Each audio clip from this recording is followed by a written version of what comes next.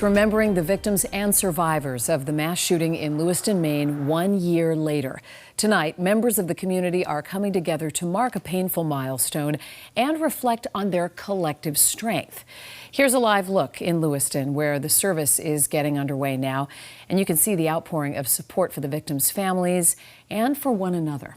This was the worst mass shooting in Maine's history. Thanks for staying with us tonight. I'm Lisa Hughes. And I'm Courtney Cole. David is off tonight. Those mourners are gathering at the Calisay to memorialize their friends, their colleagues, their neighbors.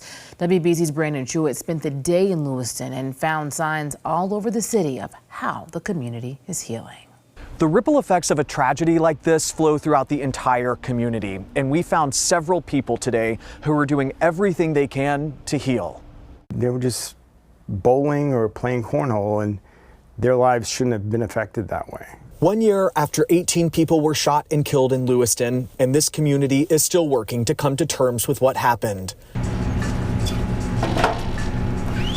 Here at Rogue Life Maine, owner Mark Rodriguez says the pressing and folding of shirts has turned a project into a purpose. The next morning, woke up and I realized how many people I knew, and that was like, okay, I know people, they're gonna need help. His team started making Lewiston Strong gear last year. They've sold more than 12,000 shirts and donated more than $213,000 to victims' families so far. It brought people together for a bit, and I think that symbol, even though it was a tragedy, it is the resiliency of Lewiston and the people around here. I've heard people talking about they would go out of their way not to go by the building. 18 people lost their lives 1 year ago at the bowling alley and the bar. That old bar now turned into a warming center for the unhoused.